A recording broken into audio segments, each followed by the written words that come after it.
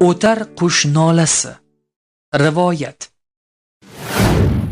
Audio kitob javoni. Birinchilardan bo'lib tinglash imkoni. Tozi deganingiz allambalo itda. Ovuldan bir to'p otliq chiqdi deguncha hozir u nozir. To's to'polonda ergashib olganini sezmay qolasiz. Endi uni haydab orqasiga qaytarib bo'psiz. Do'q po'psalaringiz bir pul. Baribir ketmaydi. Go'yo hayiqqanday chetga chiqib lo'killab ketaveradi. Rostdan ham tozilar g'alati maxluq. Ularga dala dasht bo'lsa, shovqin suron bo'lsa, odam gavjum bo'lsa bas. Shunday paytlarni kutgan. Ehtimol shuning uchun ham ovchi it deyilsa kerak. Elamon itning ketidan quvib ko'lgacha chopib bordi.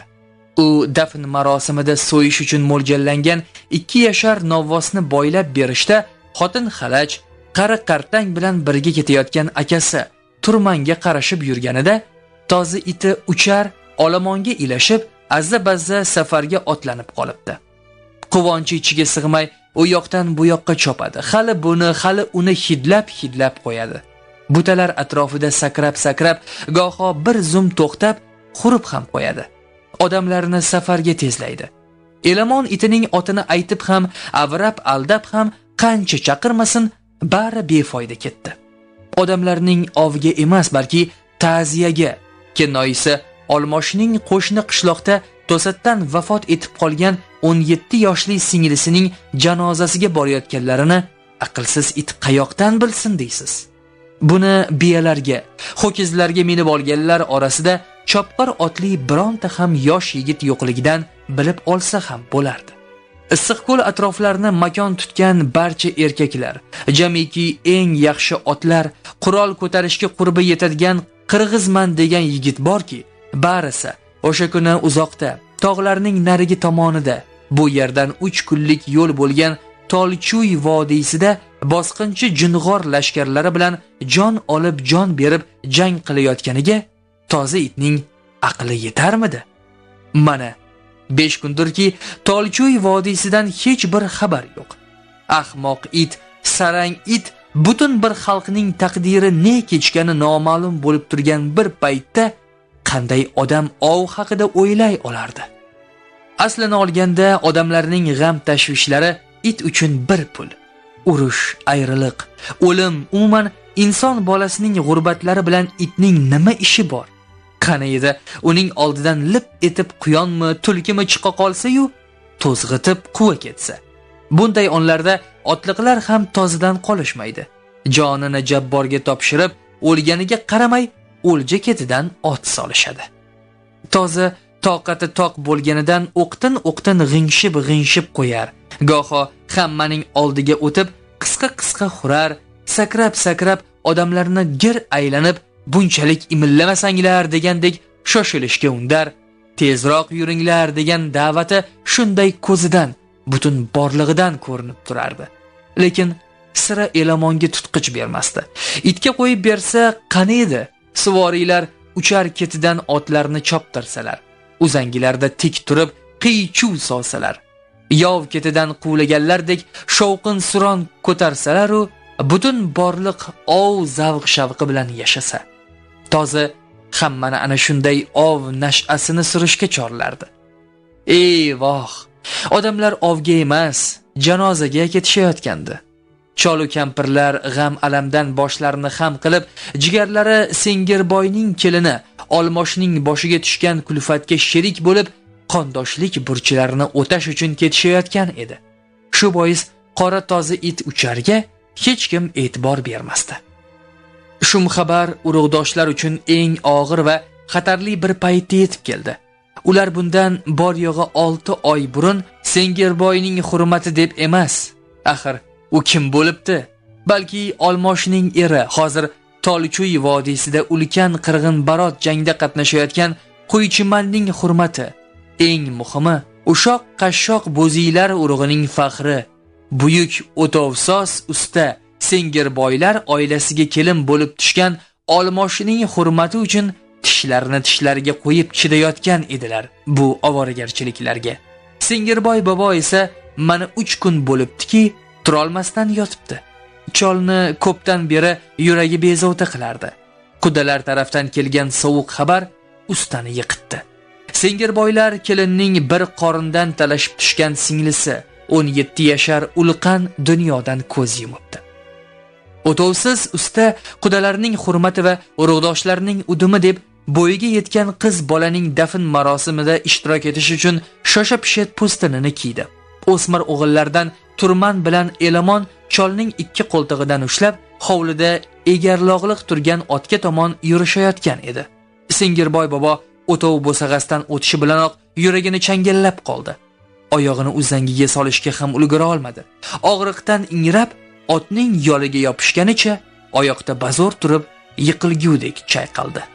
Shunda urf-odatga ko'ra, butun ishlarni xotini Kerto'lg'a Zaifa o'z qo'liga oldi. Kampir lozim bo'lsa hamma ishni joyiga qo'yadi. Kerto'lg'a Zaifa cholini o'g'illari yordamida uyga olib kirdi. Yechintirdi, tezgina o'rniga yotqizdi va o'tovsozga dedi: "Usta, qudalarnikiga janozaga bora olmasangiz, Xudo ko'rib turibdi, o'zi kechiradi. Bu ishni menga topshiring. Sizdan keyin bu uyning kayvonisi men endi. Vaqti kelar, Bo'zvoy urug'imizning urug' onasi ham men bo'laman. Motamda yig'lash uchun buzvayliklarga men bosh bo'lib borsam, qudalar xafa bo'lishmas. Hozir xafa bo'lishining mavridi emas. Tolchuy vodiysida nimalar yuz berayotganini hech kim bilmaydi. O'g'illarimiz g'alaba bilan qaytishadimi? Buni Xudo biladi. Hozircha hech xabar yo'q. Hamma yuragini hovuchlab turibdi. Siz Xudodan tani sog'liq so'rang. Jang qilayotganlarga omad tilang. O'zingizni ehtiyotlang. Siz buzuyliklarning boshchisiz. Mening uchun esa 3 bolamning otasi, eng ulug' odamsiz. Mana shu musibatli xizmatni ado etishni menga ishoning. O'rningizdan turmang, yoting. Elamon sizga qarab turadi. Biz hammamiz yo'lga otlanamiz." Shunday gap so'z bo'lib o'tdi. Bu gaplardan keyin rangida rang qolmagan, yuzini ter bosgan o'tovsoz usta Sengirboy boshini yostiqdan ko'tarmasdan eshitilar-eshitilmas dedi: "Sen haqsan, kampir. Men borolmagach, sen borishing kerak. Sen buzuyliklarning barini ergashtirib bor. Kelinimiz Olmosh qarindosh urug'lari orasida yolg'izlanib qolmasin. Uzoqdan yig'ib beringlar, hamma eshitsin. Barcha buzuyliklarning yig'laganini xalq bilsin. Ovozlaringni baland ko'tarib girya qilinglarki, qudalarimiz kuyovlari Quychiman bilan o'lim to'shagida yotgan katta quda mening yo'qligimni sezishmasin. Bilib qo'yinglar. Hammamiz inson ekanmiz. Urush qancha dahshatli bo'lmasin, o'lganlarni hurmat, izzat bilan dafn etishni unutmasligimiz kerak." Shu ravishda ushoq buzuy urug'idan bo'lgan bolali ayollar, chol kampirlar yo'lga chiqishdi. Ularning butun qalbi jungor uyrotlari bilan bo'layotgan jang nima bilan tugarkan deb bezovta edi. Hamma o'sha tomonda, Tolchuy vodiysida nimalar sodir bo'layotgani haqida o'ylardi. Nega? Nega hech xabar yo'q?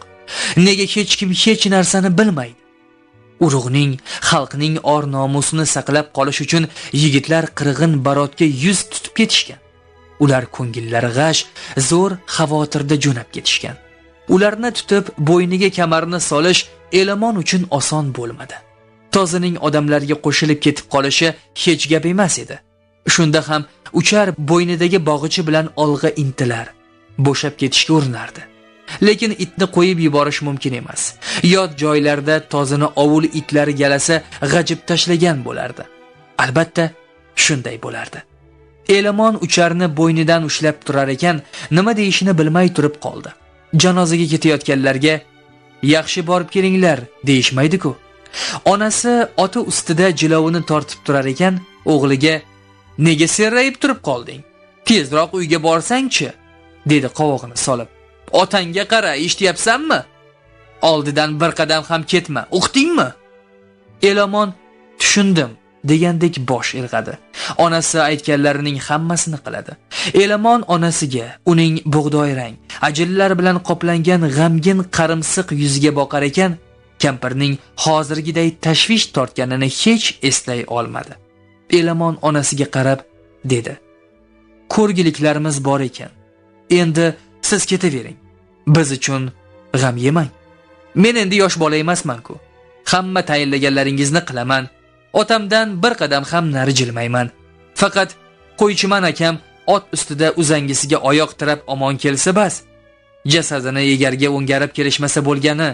Ilohim, barcha yigitlar ot ustida o'zlari tik turib kelishsin. Egarga bo'ktarga qilib ko'ndalang yotqizib kelgilik etmasin. Otam bilan men haqimda tashvish tortmang. Sizning buyurganlaringizning hammasini qilaman. Kerto'lg'a zaifa tizginni tortib turar ekan, qora tozi iti bilan yolg'izoyoq yo'lda qolgan kenjatoyiga ko'z qirini solar ekan, to'satdan yuragida og'riq paydo bo'ldi. Xayolidan shunday o'ylar kechdi. Bu hali bola-ku.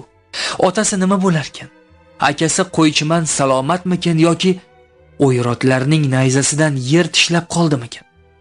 Cholimning, o'g'illarimning holi ne kecharkin?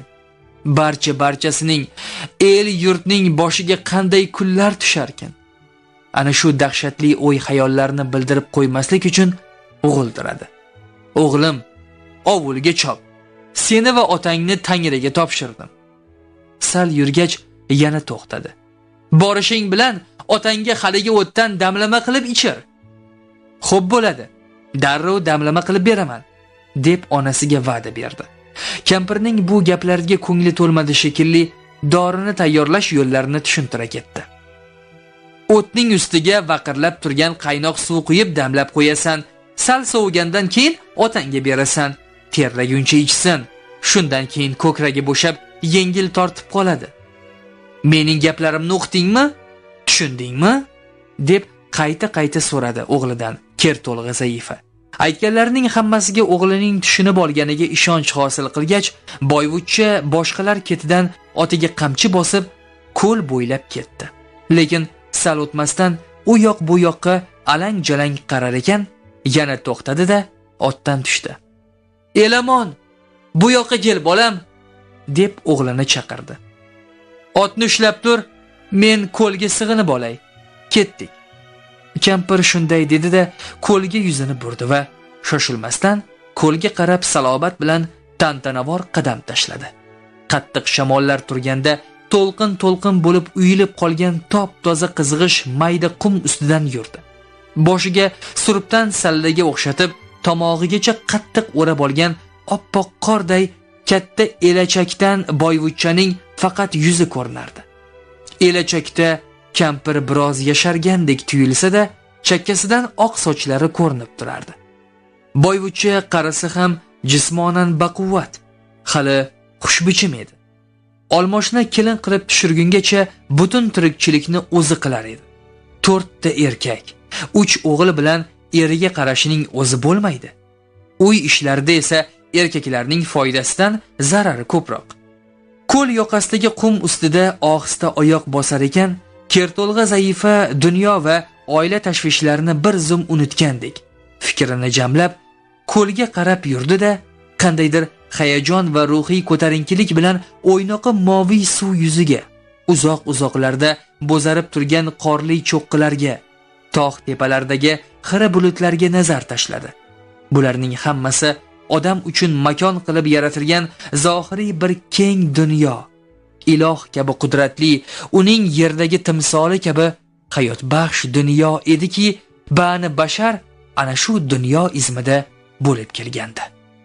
Kerto'lg'a zaifa ko'pirib kelib, ko'pirib qaytib turadigan qirg'oq to'lqini bilan otni yetaklab, ikkinchisida tozasini ushlab shu yerga keldi. Ona cho'kka tushib o'tirdi. O'g'li ham cho'kkaladi. Shundan keyin kampir sekin va ohista pichirlab ko'lga yolvora boshladi. "Ey issiq ko'l, sen yerning ko'zisan. Sen har doim osmonga boqib turasan. Men senga iltijo qilaman. Sen mangu, muzlamaydigan issiq ko'lsan. Men ko'kka, hokimi taqdir bo'lmuş Tangriga munojat qilaman. Tangri sening qa'ringga nazar tashlaganda mening o'tinchlarimni bilib olajak. Ey Tangri, xatarli va dahshatli damlarda uyrotlarga qarshi kurashda bizga kuch-quvvat ber. Tog'laringda sen ne'matlaringdan tatib yaylov o'tloqlaringda chorva mollarini boqib kun ko'radigan 6 aymoqli qirg'iz xalqimizni o'zing asra. Bizning o'choqlarimizning uyrot otlari tuyoqlari ostida toptalishga yo'l qo'yma. Odil bo'l. Ayovsiz ochiq jangda bizga g'alabangni dariq tutma. Xuv anavi tog'lar ortida Tolchuy vodiysida nimalar bo'layotganini bilmaymiz. Na bir xabar bor, na bir chopar bor. Jang maydonidan kutaverib ko'zlarimiz teshildi. Yuraklarimiz adoyi tamom bo'ldi. Nimalar bo'lyapti? Bizlarni ertaga nimalar kutyapti? Tangrim, dushman bilan ayovsiz jang qilish uchun ketgan yigitlarning jonlarini omon saqla. Bizlarga ularni egar ustida ko'rishni nasib et. Jasadlari otlariga ortib kelgulik qila ko'rma, iloyim. Mening ibodatimni eshit. Men 3 o'g'ilning onasiman. Elamon ham cho'kka tushib, bir qo'li bilan tozisi ucharning bo'ynidagi kamardan, ikkinchi qo'li bilan esa yoldor jiyron biyaning tizginidan tutib turardi. U ko'l yuzasining nafas olgandek bir pasayib, bir ko'tarilib turgan qoramtir sag'risiga ahamiyat berdi. Ko'l hozir sokin edi. Suv yuzasi mayda to'lqinlar yolqinida jonlanib yotardi. Uzoq cho'zilgan qishning adog'ida, bahor boshlarida Issiqko'l sohili ovloq qolgandek o't o'lansiz edi. To'qaylar ship-shiydam. Quruq xas cho'plar fayzsiz. Na bir o'tov bor, na bir otliq, na ko'ch-ko'ron, na dalada mol podalari. Biroq Issiqko'l bo'yida qishlab qolgan o'tar qushlar bahor hididan yangi o'lkalarga yo'l olish payti yaqinlashib qolganini sezib, ko'l ustida to'p-to'p bo'lib ucha boshlaydilar. Ulkan galalarga uyushgan qushlar esa tog' etaklari bo'ylab parvoz qilib tez uchish mashqini oladilar. Qayoqqa qaramang, qushlarning shodon qichqiriqlari va ovozlari yog'duli bahor havosida uzoq-uzoqlarga taraladi. Mana yaqinginada bir qiziloyoqli, kulrang g'ozlar galasi shiddat bilan uchib o'tgani ko'zga chalandi. G'ozlar bebosh shovqin ko'tarib, ovozlarning boricha g'aqillab, shunday past uchib o'tdilarki, qanot patlarining shovullagani ham eshitilib turdi. Elamon ko'l ustida uchib yurgan bir necha gala o'tar qushlarni ko'rdi. Bular g'ozlarmi, o'rdaklarmi, oq qushlarmi yoki uzunoyoq, och pushti qizil g'ozlarmi? Bola farqlay olmasdi.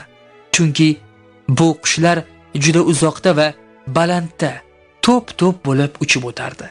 Faqat ularning chug'ur-chug'uri ba'zan aniq eshitilsa, ba'zida elas-elas quloqqa chalinardi. Demak, bu qushlar ertami-indin uchib ketadi, deb o'ylab qoldi bola. Onasi esa dildagi butun dardini aytib, jon jahdi va ehtirosi bilan ko'k tangriga tavallo qilardi. U eri, buyuk o'tovsoz Sengirboyga rahm shafqat etishini so'radi. Axir ustaning dardi tobora kuchayib borayotir. Hatto bugun otga ham mina olmadi. Tangrim, otamiz Qo'ligul ustaning jonini omon saqla, dedi u. Bizning diyorimizda o'tovsoz Sengirboyning qo'li bilan yasalmagan bironta o'tovni topish amri mahol. Uning o'z umrida qancha o'tov yasaganini hech kim bilmaydi. Axir hech kim boshpanasiz yashay olmaydi. Yosh ham, qari ham, boy ham, kambag'al ham, qo'ychivon ham, biya sovg'uvchi ham. U yana Tangridan nevaralar so'radi. Yana qanchadan qancha iltijolar qildi. Axir odamning orzu havasi, dardu alami kam deysizmi bu dunyoda? Qordan choyshab yopingan qoyali tog'lar orasida osmonga ko'z qadagan buyuk ko'k ko'l suvi tinim bilmas. Jonli maxluqday to'lg'anar, o'z-o'zidan paydo bo'lib yana yo'qoladigan ulkan erinchoq to'lqinlarni bag'rida erkalar edi. Obi ombor kechasi bo'ron ko'tarish uchun ummon yangliq kerishib kuch yig'ayotgandek edi. Hozircha esa shaffof ko'l ustida uning bahor quyoshini emgan zilol suvlari tepasida dunyo bo'ylab yangi, uzoq va xatarli safarga otlanadigan payt yaqinlashayotganini sezgan o'tar qushlar hamon yuksaklikda chappor urar, hamon jo'ravoz bo'lib jar so'lib osmonni boshiga ko'tarardi. Ona bo'lsa hamon astoydil butun borlig'i bilan munojot qilardi. Tangrim, eshit, o'zimning oq ona sutim hurmatila yolvorib o'tinaman. Senga, buyuk hokimi taqdirga, ko'k tangriga iltijo qilish uchun biz bu yerga, sening yerdagi ko'zingga, muqaddas issiq ko'lga keldik. Mana mening yonimda o'g'lim Elamon, mening kenjatoyim. Endi men na yaxshi, na yomon farzand tug'a olaman. Faqat sendan so'raganim shuki, mening erkatoyimga otasi Sengirboyning ustaligini ber. O'zining ustalikka eba ham bor. Kenjatoyim akasi Qo'ychimanga o'xshab manas aytmoqchi.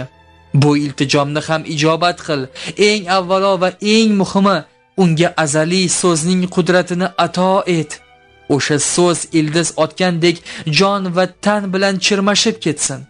U so'zni ajdodlardan avlodlarga o'tadigan, o'z bolalari va nevaralari uchun qoladigan so'zni asrab avaylasin.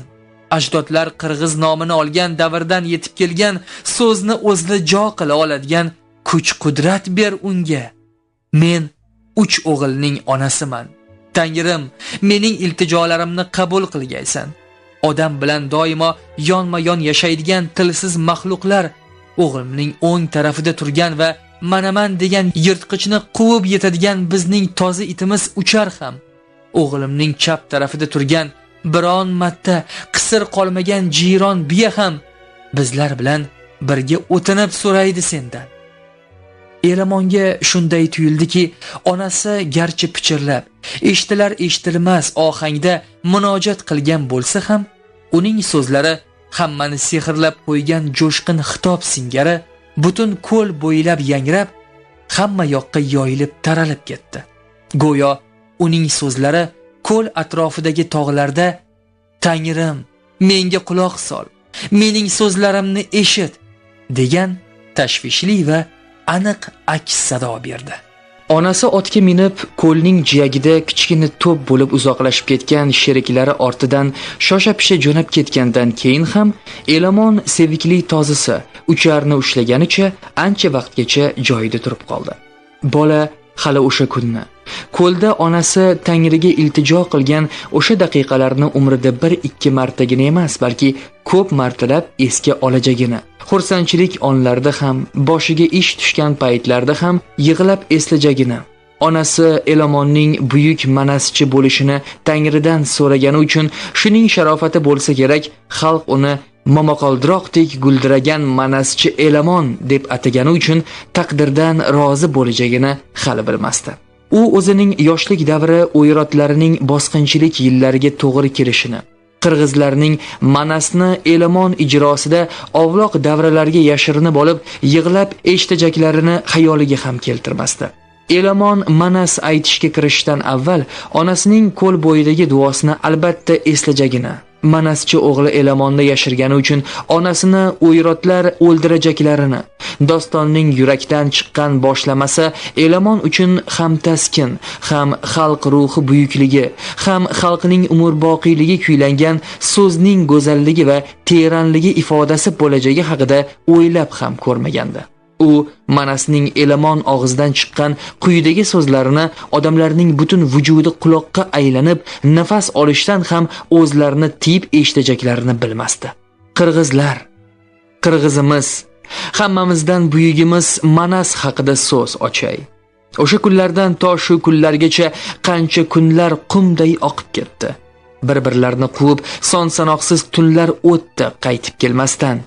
Yillar va asrlar karvoni issiz poyonsizlikda yo'qoldi. Bu dunyoda o'sha kunlardan buyon qancha jonlar kelib ketdi. Dunyoda qancha toshlar bo'lsa, shuncha odamlar, balki undan ham ko'p odam kelib ketgandir. Ular orasida buyuk kishilar, ko'plar tanimaydigan kishilar ham bor edi. Yaxshi odamlar ham, yomon odamlar ham o'tdi. Tog' qomat polvonlar ham, yo'lbars kelbat bahodirlar ham bor edi. Alloma donishmandlar ham, qo'li gul ustalar ham o'tdi. Qancha xalqlar kelib ketdi. Ularning faqat nomlari qoldi. Kechagi bor narsa bugun yo'q. Bu dunyoga hamma keladi va ketadi. Bu dunyoda faqat yulduzlar mangu turadi. Mangu oyga qarab olam kezadi. Faqat mangu quyosh abadiy sharqdan chiqadi. Faqat yergina o'zining abadiy o'rnida turadi.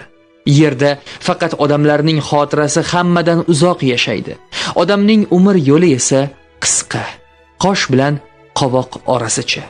Odamdan odamga o'tadigan fikrgina boqiydir.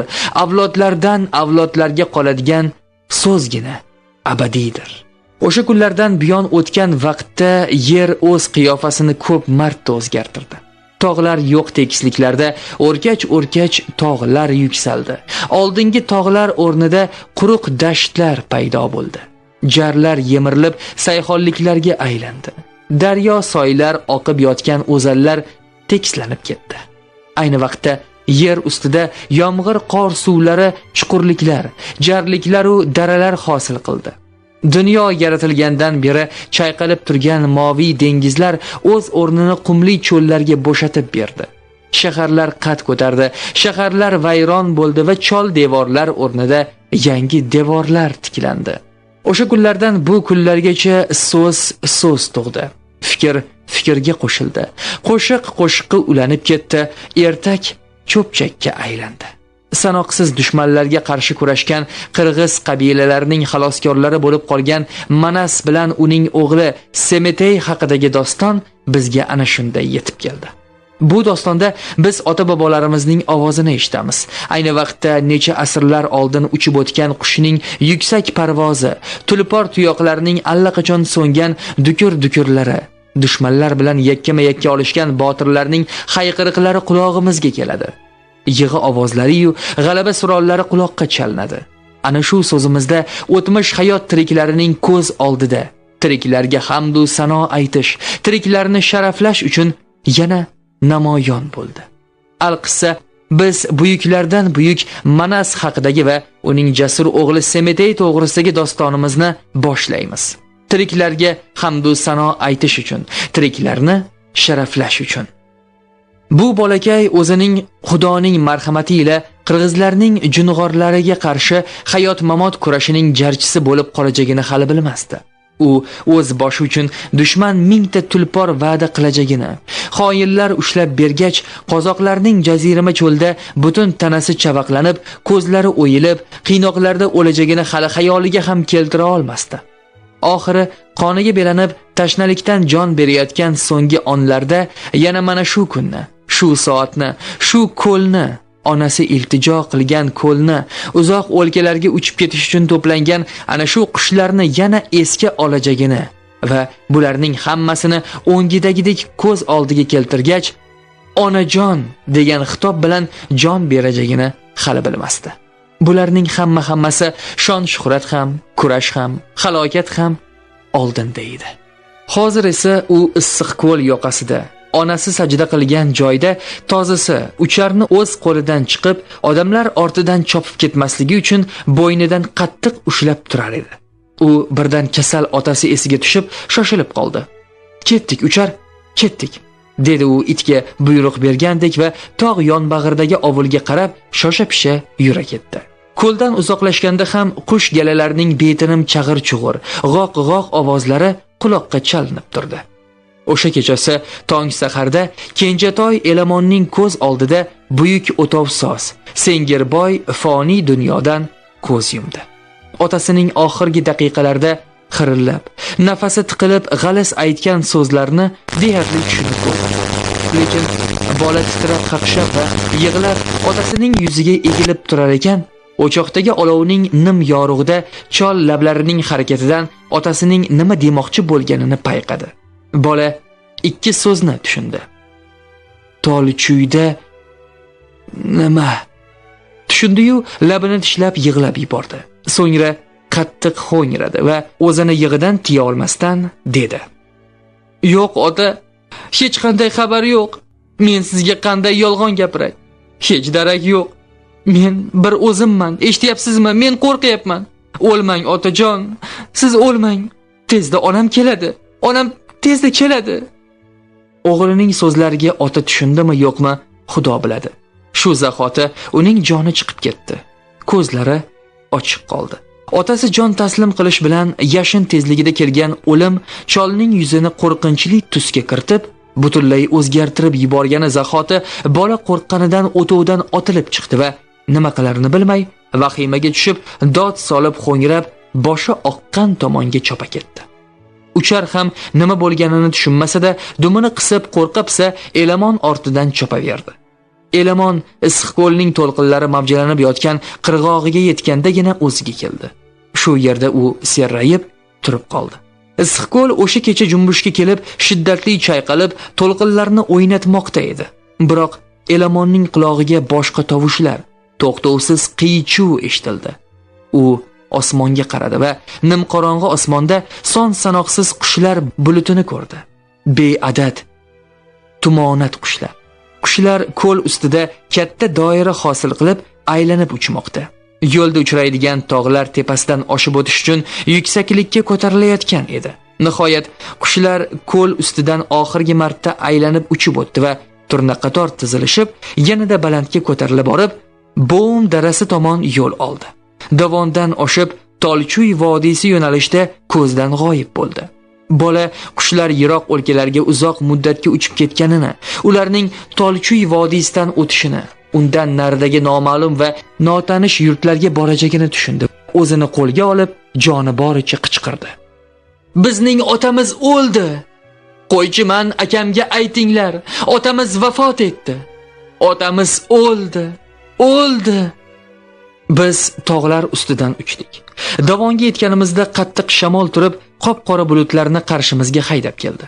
Oldin yomg'ir tomchiladi, keyin ho'l qor yog'di. Shalabbo bo'lgan qanotlarimiz yaxladi. Uchish qiyinlashdi. Bizning galamiz orqaga qaytdi. Biz hammamiz baqirib-chaqirib yana ko'l ustida aylanib ucha boshladik. Qanotlarimiz sergidi.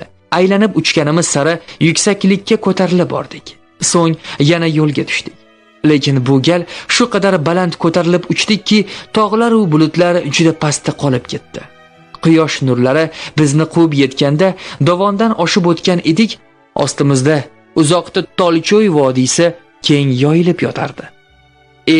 Rohatbaxsh Tolchoy, buyuk cho'llarga tutashib ketgan go'zal vodiy, butun vodiy boshdan oyoq quyosh nurlariga cho'milib yotardi. Yerni yashil maysalar gilami qoplagan, daraxtlarning novdalari esa bo'rtib, kurtak bog'lagandi. Vodiyning o'rtasida ilang bilan bo'lib kumushrang Chuy daryosi oqib yotibdi. Yo'limiz xuddi shu daryo o'zanidan o'tishi kerak. Biz sog'inganimizdan osmondan turib, vodiy bilan o'z tilimizda qiyqirib salomlashdik. So'ng daryo bo'ylab asta-sekin pasaya boshladik va yerga yaqinlashib bordik. Chunki sal narida daryo bo'yida suvli qamishzor bor. Qush karvonlarining ko'ldan boshlangan doimiy buyuk yo'lida biz birinchi marta ana shu yerga qo'nib o'tishimiz kerak. Bu yerda biz dam olishimiz, oziqlanib bo'lgach yana safarga otlanishimiz lozim. Biroq bu gal odatdagi joyga qo'nib o'tish nasib etmadi.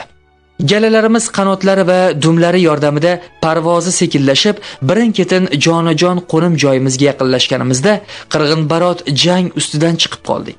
Bu dahshatli bir manzara edi. Son sanoqsiz odamlar, ming-minglab otliq va piyodalar shu yerda, bizning qo'nim joyimizda jon berib, jon olishmoqda edi. Dahshatli hayqiriqlar, vahshiyona ovozlar, bo'kirish-o'kirishlar, na'ralar, chinqirishlar, ingrashlar, otlarning kishnashlari, pishqiriqlari osmon va falakni qoplagandi. Keng maydonda odamlar bir-birlarini jahannamga jo'natishmoqda edi. Kishilar bir qarasang na'ra tortib bir-birlarining ustiga nayza o'qtalib yopirilishar. To'qnashib qolganda bir-birlarini yerga yiqitishar, tiriklayin ustiga ot qo'yar. Bir qarasang bir-birlaridan qochib uzoqlashar, bir qarasang birovlar qochib ketayotgan bo'lsa, boshqalari quvib yetardi. Kimlardir qamish orasida pichoq va qilich bilan jang qilib, bir-birlarini bo'g'izlar, qorinlarini yorardi. Qayoqqa qaramang, odamlarning jasadlari-yu otlarning o'liklari tog'-tog' bo'lib uyilib yotar. Suv keng yoyilib oqqan joyda son sanoqsiz murdalar daryo suvini to'sib qo'ygandi. Qip-qizil qon aralash suv hamma yoqqa yoyilib, otlarning tuyoqlari ostida qon halqoblarini hosil etgandi. Bizning galalarimiz yuraklari orqaga tortib, sarosimaga tushib gangib qoldi. Osmonda qiy-chuv boshlandi. Saflarimiz buzilib ketdi va hammamiz vahimaga tushib, betartib bulutlar kabi bir joyda aylanib ucha boshladik. Ancha vaqtgacha o'zimizga kela olmadik. Bir-birlarini o'ldirgan baxtsiz odamlar ustida birpas uchib yurdik. Talay vaqtgacha galalarimizni to'plash bilan ovora bo'ldik. Alla vaqtgacha tinchiy olmadik. Oxir oqibat biz o'sha yerga qo'nib o'ta olmadik. O'sha mash'um joydan ketishga va safarni davom ettirishga majbur bo'ldik. Kechiringlar, o'tar qushlar. Bo'lib o'tgan vahshiylik uchun kechiringlar. Bo'lajak vahshiyliklar uchun kechiringlar. Bani odam hayoti nima uchun shunday ekanini, nega ona zaminda shuncha o'ldirganlar va o'ldirayotganlar borligini men tushuntirib bera olmayman. Sizlar tushuna olmaysizlar. Kechiringlar. Xudo haqqi kechiringlar. Musaffo kengliklarga safar qiladigan samoviy qushlar.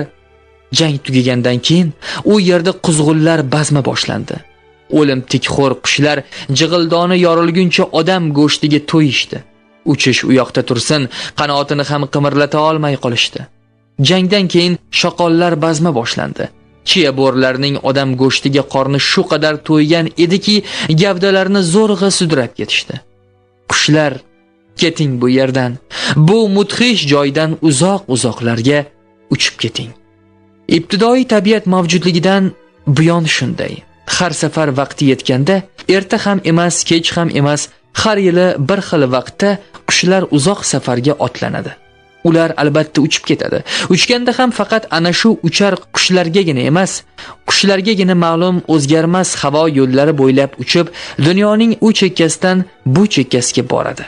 Momaqaldiroqlar u bo'ronlardan o'tib, kecha-yu kunduz qanot qoqib uchadi. Hatto ucha yotib uxlab ketadi. Ularning tiriklik mohiyati shunda. Tabiat dunyosida narsalarning o'zgarmas tartibi mavjud. Qush karvonlari shimolga, azim daryolar bo'ylariga, azaldan uya yasab bola ochadigan joylarga uchib boradi. Kuzda esa voyaga yetgan bolalari bilan janubga qarab uchib ketadi. Shu zaylda bu jarayon uzluksiz takrorlanaveradi. Mana, biz qancha kunlardan beri uchib ketyapmiz. Ana shu osmon va falakda, ana shu sovuq hukmron yuksaklikda shamol mangu daryo kabi shovqin solib oqib yotadi. Bu daryo cheksiz koinotda nozohiriy vaqtning noma'lum tomonga tinib bilmay qilayotgan harakatidir. Bizning bo'yinlarimiz kamon o'qi, tanamiz yurak bo'lib charchoq nima ekanini bilmasdan shiddat bilan harakatda. Hali safar uzoq, tolmasdan qanot qoqaveramiz, qanot qoqaveramiz. Biz borgan sari baland ko'tarilib parvoz qilmoqdamiz. Endi tog'lar tekislikdek bo'lib qoldi. Keyin esa umuman ko'rinmay ketdi. Kurrai zamin bo'lsa uzoqlashgandan uzoqlashib, yer yuzasi chalpashib ketganday bo'ldi. Qayerda Osiyo, qayerda Yevropa, qayerda okeanlar u qayerda quruqlik ekanini farqlab bo'lmay qoldi. Yer atrofimizda bo'shliq hukmron. Cheksiz koinotda faqat bizning yer sayyoramizgina cho'lda adashgan bo'taloq kabi olam kezmoqda. Sekin suzib onasini qidirib yuribdi.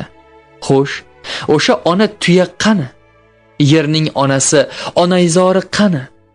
Savol javobsiz. Faqat shamol, xilvat yuksakliklarning shamoli g'uvillaydi. Faqat yer kurrasi yosh bolaning boshidek yakka yolg'iz suzib chayqalib qo'ymoqda. Yerimiz beqaror. Nahotki ana shu yer shunchalik yaxshiliklar maskani, shunchalik yovuzliklar makoni bo'lsa. Yo'q, yovuzlikka erk bermaslik kerak. O'tinaman, kadhudolar, so'zamonlar, ijodkorlar. Men ana shu parvoz qilayotgan galada bor yo'g'i bir dushman. Men turnalarga qo'shilib uchib ketyapman va o'zim ham turnaman. Men turnalar bilan birga qorong'u kechada yulduzlarga qarab, yulduzli ekinzorlar va shaharlar ustidan uchaman. O'ylarga tolaman. Qushlar galasi uzoqda ko'zda g'oyib bo'ladi. Qanotlari ko'rinmay ketadi. Mana, gala osmonda bir kichkina nuqtaga o'xshab qoldi va u ham g'oyib bo'ldi. Hademay yana bahor keldi va yana osmon azimda turnalar qurquri yangray boshladi.